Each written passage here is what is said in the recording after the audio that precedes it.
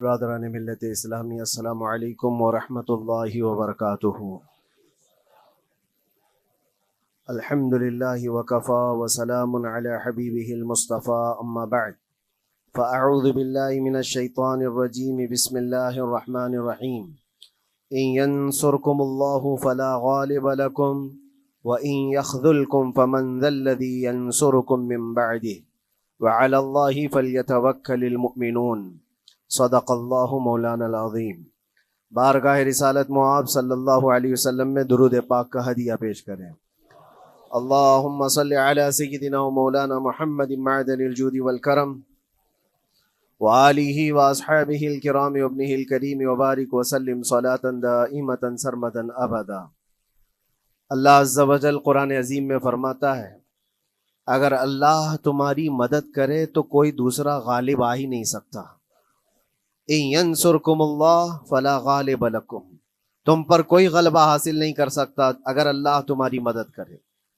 وَإِن يَخْذُلْكُمْ فَمَنْ ذَا الَّذِي يَنْصُرُكُمْ مِنْ بَعْدِهِ، اور آگے اللہ فرماتا ہے، اور اگر اللہ تمہیں چھوڑ دے یا گرا دے تو کون ہے اس کے بعد جو تمہاری مدد کرے؟ کوئی ہے جو اللہ کے علاوہ تمہاری مدد کر سکتا ہے؟ جب نہیں ہے تو پھر آگے ہونا کیا چاہیے؟ وَعَلَى اللَّهِ فَلْيَتَوَكَّلِ الْمُؤْمِنُونَ، تو مومنوں کو چاہیے کہ وہ صرف اللہ پر بھروسہ کر کے رہیں۔ فتح، نصرت، مدد، یہ سب جو چیزیں ہیں بہت سارے لوگوں کے ذہن و دماغ میں ایسے ہے کہ فوراً آ جانا چاہیے۔ کوئی بھی فتح ہو، کوئی بھی مدد ہو، بغیر تمہارے اسٹرگل کیے ہوئے، بغیر مصیبت اٹھائے ہوئے نہیں ملے گی۔ اگر فتح و نصرت یوں ہی آپ کو روزانہ ملنے لگ جائے تو کیا رسول پاک صلی اللہ تعالیٰ علیہ وسلم مدینہ طیبہ میں بیٹھ کر دعا کرتے تو ساری چیزیں فتح یاب نہیں ہو جاتی؟ آپ صلی اللہ تعالیٰ علیہ وسلم کو بدر میں جانے کی ضرورت کیا پیش آتی؟ احد میں اپنے 70 جوان صحابہ کی شہادت پیش کرنے کی ضرورت کیا پیش آتی؟ اور اسی طرح سے خیبر ہو کہ حنین ہو کہ طائف ہو، کتنی جنگیں ہیں جس میں اپنی جان کی بازی لگائی صحابہ نے۔ سب سے بڑا معرکہ تو کربلا کا دیکھیں آپ، جہاں پورا کا پورا خاندان شہید ہو گیا ہے۔ تو فتح و نصرت بغیر قربانی کے اور بغیر تکلیف کے ایسی ہی آ جائے؟ آج کے زمانے میں ہم سوچ کر کے بیٹھے، ایسا نہیں ہوتا۔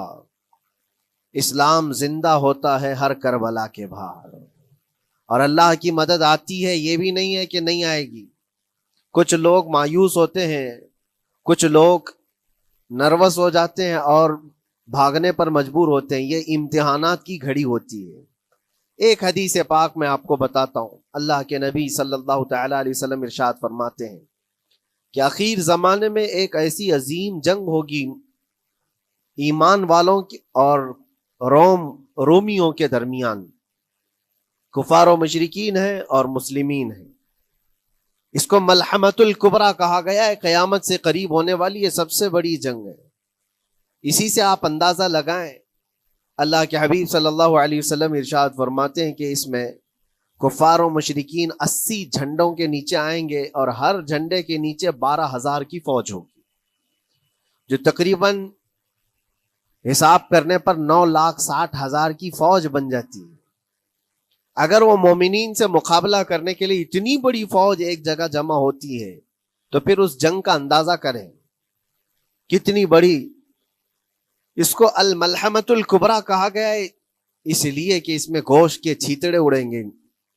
ملحمہ جو کہا گیا ہے عربی میں کہ گوشت کے ٹکڑے ٹکڑے دیکھے جائیں گے، اس قدر اس میں جانیں جائیں گی۔ اس جنگ کے متعلق جو اللہ کے حبیب صلی اللہ علیہ وسلم نے پیشین گوئی کی ہے، جو پہلے سے خبر دی ہے، وہ کیا ہے؟ فرمایا کہ پہلا دن جب ہوگا مقابلہ کا تو اس میں مسلمانوں کی جماعت میں تعداد کتنی ہوگی یہ تو نہیں بتایا گیا۔ کفار و مشرکین کے تو بتایا ہے کہ 80 جھنڈوں کے نیچے آئیں گے، لیکن مسلمان اور مومنین جو لڑ رہے ہیں ان کی تعداد کا کوئی علم نہیں ہے ہمیں، لیکن یہ پتا ہے کہ ان میں سے 1/3، ایک پوری جماعت کا 1/3 حصہ میدان چھوڑ کر بھاگ جائے گا۔ جنگ میں سے وہ میدان چھوڑ کر بھاگ جائیں گے جب اتنی شدت کی چیز ہو رہی ہو، مصیبت آ گئی ہے، تکلیف آ گئی ہے۔ ایک تہائی میدان چھوڑ کر بھاگ جائیں گے. اور ان پر کیا فرمایا حضور پاک صلی اللہ علیہ وسلم فرماتے ہیں وہ دنیا کے روئے زمین کے بدترین لوگ ہوں گے, ان کی توبہ بھی قبول نہیں ہوگی. وہ سب سے بدترین لوگ ہوں گے, پیٹھ دکھا کر جو نکل چکے. دوسرا مرحلہ آئے گا, دوسرا پڑاؤ. یہ ایک بہت سخت اسٹرگل کرنے والا میدان ہے, مصیبت اٹھا رہے ہیں, مشقت اٹھا رہے ہیں. دوسرا دن ایسا ہوگا کہ مومنین کی جماعت کا 1/3 ایک تہائی حصہ شہید ہو جائے, قتل ہو جائیں گے. سوچو یہ بہت بڑی بات ہے. یہ دونوں چیزوں پر میں آج آپ سے گفتگو کرنا چاہتا ہوں. ایک تہائی حصہ میدان چھوڑ کر بھاگ جا رہا ہے اور ایک تہائی حصہ قتل ہو گیا, شہید ہو گئے. بچے کتنے ہیں؟ 1/3. لاسٹ میں ایک تہائی حصہ بچا ہے. یعنی ایک میں اگر 3 پارٹ کریں تو 2 پارٹ تو ختم ہو گئے, ایک پارٹ بچا ہے. اور اللہ کے نبی صلی اللہ علیہ وسلم فرماتے ہیں اللہ رب العزت اس آخری تہائی حصے کو فتح مبین عطا فرمائے گا. فتح تو ہے ان کی, فتح ہوگی ان کی, لیکن جو حصہ بچا ہوگا وہ اخیر کا 1/3 حصہ ہوگا. اب اس پر مجھے عرض یہ کرنا ہے, مومنوں کو اگر فتح دیکھنا ہے, اللہ کی نصرت اور مدد دیکھنی ہے, تو یہ 2 چیزیں تو برداشت کرنی پڑیں گی. کون سی؟ پہلی چیز اپنوں کا چھوڑ کر بھاگ جانا, اور دوسرا اپنوں کا اپنے سامنے مر جانا. یہ دونوں چیزیں ہمیں دیکھنا پڑے گا. بہت سارے ایسے ہوں گے جو چھوڑ کر جا چکے ہوں گے, دامن چھڑا رہے ہوں گے, بھاگ چکے ہوں گے, اور کچھ وہ ہوں گے جو لڑتے لڑتے اپنی جان دے چکے ہوں گے. یہ دونوں بھی بہت سخت مسئلے ہیں میرے عزیزوں. انسان کو یہ پگھلا دیتی ہیں چیزیں. اگر آپ کو ایسا لگے کہ میرے اپنے جاننے والے لوگوں میں سے کچھ لوگ مجھے چھوڑ کر بھاگ جا رہے ہیں, تو یہی انسان ٹوٹ جاتا ہے. اس کے دل کی کیفیت بدلنے لگ جاتی ہے, وہ پھر مایوسی کا شکار ہونے لگتا ہے. میری جماعت میں 100 لوگ تھے, 90 تو بھاگ رہے ہیں, 10 کیا کریں گے؟ اس کا اندر سے جو عزم تھا, حوصلہ تھا, وہ ڈاواں ڈول ہونے لگ جاتا ہے. اپنوں کا چھوڑنا یہ بہت بڑی آزمائش ہوتی ہے. وہ کسی بھی میدان میں آپ دیکھ لیں, کسی بھی میدان میں اپنے لوگ اگر چھوڑ دیتے ہیں تو یہ اس کے لیے آزمائش ہے بہت بڑی. اور دوسری آزمائش تو یہ ہے, بچے آدھے تھے, اس میں سے تو آدھے انتقال کر گئے. کبھی میرا عزیز دوست, کبھی میرا عزیز مشورہ دینے والا مشیر, کبھی بہت زیادہ مجھے سپورٹ کرنے والا, ایسے لوگ جب انتقال کرنے لگ جائیں تب پھر آدمی پھر ٹوٹ جاتا ہے. کچھ تو بھاگ گئے اور کچھ تو قتل ہو گئے. میں کیا کروں گا؟ میرے عزیزوں, جو اخیر میں بچنے والے لوگ جو ہوتے ہیں نا, وہ معمولی نہیں ہیں. وہ اللہ کی ذات پر سب سے زیادہ توکل کرنے والے لوگ ہیں. ان کو کوئی چیز ہٹا نہیں سکتی. اپنوں کی بے وفائی بھی ان کے قدموں میں لرزہ نہیں لاتی, اور اپنوں کا انتقال ہو جانا بھی ان کے حوصلوں کو نہیں توڑتا. تبھی جا کر کے اللہ تعالیٰ انہیں فتح مبین عطا فرماتا ہے. اور یہ چیز ملحمت الکبریٰ میں دیکھی جانے والی تھی, دیکھی جانے والی تھی, جو قیامت کے قریب ہونے والی جنگ ہے. لیکن میرے عزیزوں, آج ہم نے اپنی آنکھوں سے یہ مشاہدہ کیا ہے غزہ کی سرزمین پر, فلسطین میں 15 مہینے کے بعد آج صہیونی حکومتیں اور یہودی غاصب حکومتیں صلح کرنے پر اور ایگریمنٹ کرنے پر مجبور ہو گئی. دنیا ان کے منہ پر تھوک رہی ہے, تم 50,000 سے زیادہ لوگوں کو قتل کر کے صرف 200 لوگوں کو چھڑانے کے لیے آج بھی فتح کا جشن منا نہیں پا رہے ہو, بلکہ پھر جھک کر کے ان کے ساتھ معاہدہ ایگریمنٹ کرنے پر مجبور ہو. یہ فتح ان بچوں کی نہیں ہے تو اور کیا ہے, ان مظلوموں کی نہیں ہے تو اور کیا ہے, جن کے پاس کھانے کو روٹی نہیں ہے اور پہننے کو کپڑے تک نہیں رہ گئے, ان کے علاج معالجے کے لیے دوائیاں نہیں رہ گئی, لیکن عزم اور حوصلہ ایسا ہے کہ اللہ ابھی ہمارے ساتھ. میرے عزیزوں, ان کے توکل اور ان کے عزم کے متعلق یہ صرف اور صرف اخبار کی باتیں نہیں ہیں, سوشل میڈیا کی باتیں نہیں ہیں. مخبر صادق رسول کریم صلی اللہ علیہ وسلم نے 1400 سال پہلے ہی بشارت دی تھی. اللہ کے نبی صلی اللہ علیہ وسلم فرماتے ہیں کہ دمشق کے ابواب یا پھر بیت المقدس کے آس پاس رہنے والوں میں ایک جماعت ہمیشہ قیامت تک ایسی رہے گی جو حق کے لیے لڑتی رہے گی. حضور پاک صلی اللہ علیہ وسلم فرماتے ہیں حق کے لیے وہ لڑتی رہے گی، قیامت تک ایک جماعت ہوگی. اور ان کی فضیلت میں میرے آقا فرماتے ہیں کہ ان لا یضرهم خذلان من خذلهم، ان کو دھوکہ دینے والوں کا دھوکہ ان پر کچھ اثر نہیں کرے گا، یا پھر ان کو چھوڑ دینے والے یا ان کی بات نہیں کرنے والے، یہ سب چیزیں ان کو کچھ بھی ضرر نہیں پہنچائیں گی. میں اس سے قبل اسی مسجد میں آپ کے پاس اس حدیث کو دہرا چکا ہوں، بیان کر چکا ہوں. اللہ کے نبی صلی اللہ علیہ وسلم فرماتے ہیں ان کو کوئی چیز نقصان نہیں پہنچائے گی، دھوکہ دینے والوں کی دھوکہ دڑی ان کا کچھ نقصان نہیں پہنچائے گی. آپ ہو سکتا ہے سوال کریں، عمارتیں ٹوٹ کر راکھ میں بدل گئی، ہزاروں بچے قبروں میں سو گئے، کتنی عورتیں بیوہ ہو گئیں، کتنوں کے گھر اجاڑے گئے، کتنوں کے ہاتھ پیر توڑے گئے ہیں، بمباری میں وہاں پر کون صحیح سلامت رہا؟ 2 لاکھ کے قریب لوگ متاثر ہوئے، اور مولانا آپ کہتے ہیں حضور نے فرمایا حدیث میں ان کو کچھ نقصان نہیں ہوگا. یہ نقصان نہیں ہے تو اور کیا ہے؟ ہو سکتا ہے آپ کے ذہن میں یہ سوال گردش کر رہا ہو، آپ بار بار یہ سوچ رہے ہوں گے اللہ کے نبی نے فرمایا ان کو کوئی چیز نقصان نہیں دے گی، دھوکہ دینے والوں کی دھوکہ دڑی سے ان کا کچھ بگڑے گا نہیں. اتنا تو بگڑ چکا، پورا راکھ میں بدل گئے، علاج کرانے کے لیے دوائی تک نہیں ہے، تو پھر کیا؟ اللہ کے نبی نے کیا فرمایا کہ ان کو نقصان نہیں پہنچے گا، ان کو ضرر نہیں ہوگا. پھر یہ ساری تکلیفیں اور یہ ضرر کیا ہے؟ میں بتاتا ہوں میرے عزیزوں، جسم کا نقصان، جان کا نقصان، مال کا نقصان، جائیداد کا نقصان، یہ اللہ کے نبی نے نہیں فرمایا. یہ نقصانات مومن کے لیے کوئی معنی نہیں رکھتے. اگر ایمان سلامت ہے تو پوری کائنات سلامت ہے، اور یہ اللہ تبارک و تعالیٰ نے آج تک ان کے ساتھ رکھا ہے. ان کا ایمان محفوظ ہے، ایمان موجود ہے، جس کی وجہ سے یہ سارے نقصانات کچھ معنی نہیں رکھتے. اس لیے کہ یہ تکلیفیں، یہ جو ساری مصیبتیں آئی ہیں، اس پر تو اللہ تعالیٰ نے اجر عظیم کا وعدہ فرمایا ہے، اجر عظیم کا وعدہ فرمایا ہے.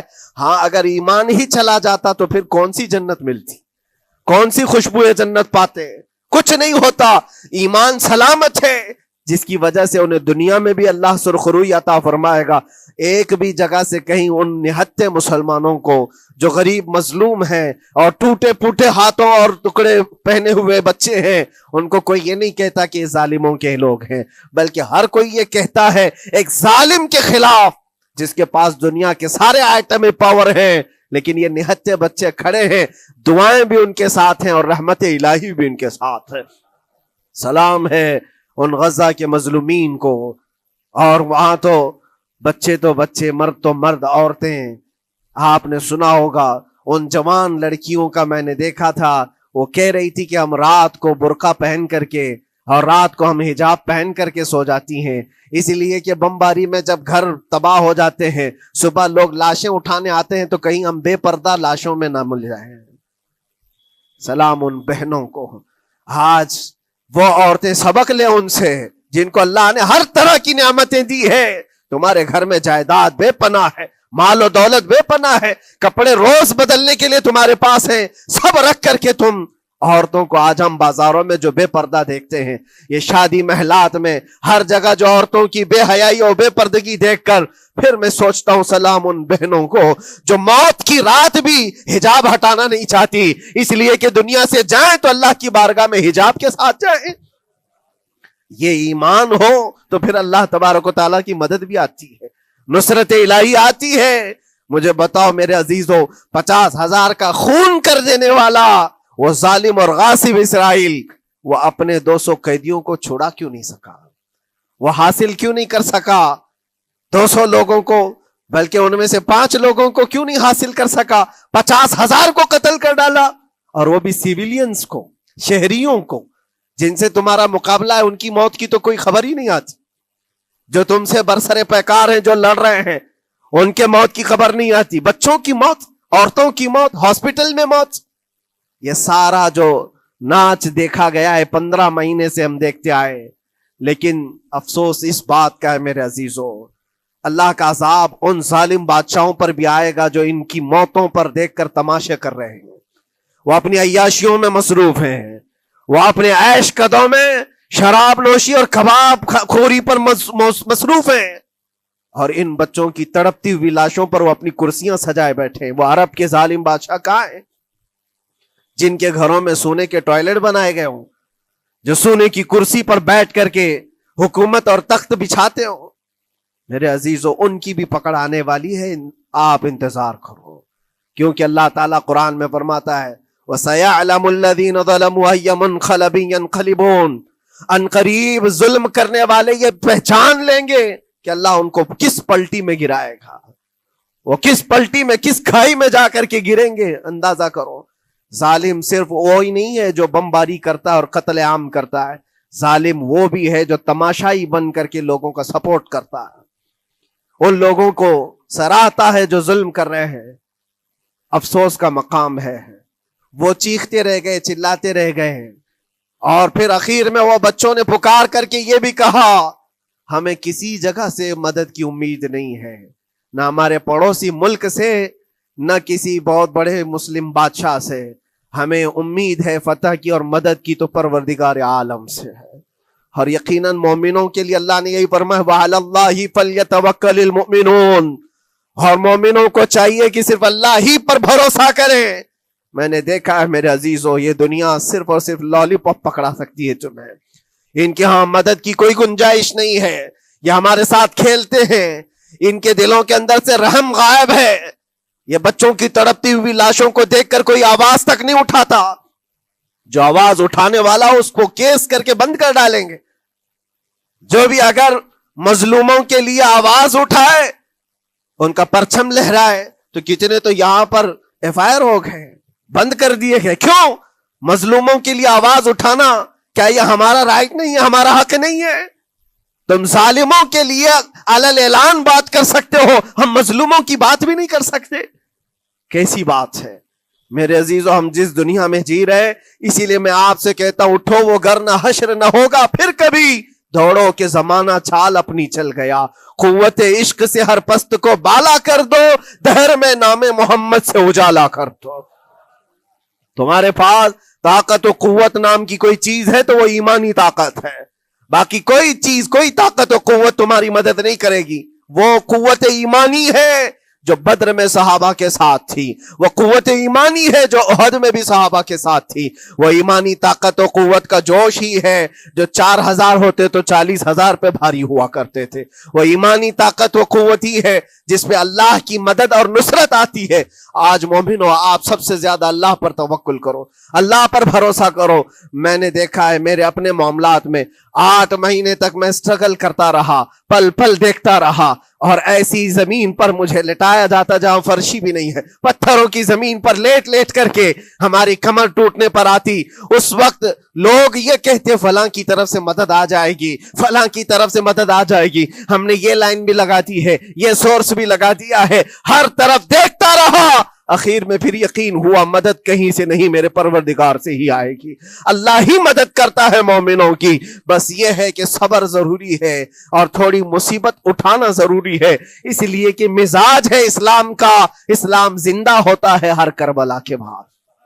اپنی قربانیاں دو اور قربانیاں ضائع نہیں ہوتی، رنگ لائیں گی، ہماری شہادتیں رنگ لائیں گی، ان بچوں کی شہادتیں رائے گاہ نہیں جائیں گی جو 40,000 کے قریب شہید ہو چکے ہیں، وہ رنگ لائے گی۔ فتح بیت المقدس کے لیے ان کی قربانیاں، ان کی شہادتیں ایک عظیم باب بن کر کے نکلیں گی، ایک عظیم دروازہ بن کر کے نکلیں گی۔ آپ انتظار کرنا، وہ دن قریب آ رہا ہے جس کے متعلق میرے مصطفیٰ نے بشارتیں دی ہیں۔ ایک وقت وہ آئے گا جب امام مہدی کا ظہور ہوگا اور صرف پرچم اسلام لہرائے گا، وہ دن آئے گا، یہ قربانیاں ضائع نہیں جائیں گی میرے عزیزوں۔ اور اللہ کریم نے قرآن میں فرمایا، آپ لوگ ڈرتے ہوں گے مولانا پھر سے یہ ساری چیزیں بول رہے ہیں، ان کو برا لگے گا، ان کو برا لگے گا، بہتوں کو برا لگے گا، یہ میری بات نہیں، قرآن کہتا ہے وَلَوْ كَرِهَ الْكَافِرُونَ وَلَوْ كَرِهَ الْمُشْرِكُونَ۔ اللہ قرآن میں فرماتا ہے يُرِيدُونَ لِيُطْفِئُوا نُورَ اللَّهِ بِأَفْوَاهِهِمْ، لوگ تو چاہتے ہیں اللہ کے چراغ کو اپنے منہ کے پھونکوں سے بجھا دیں،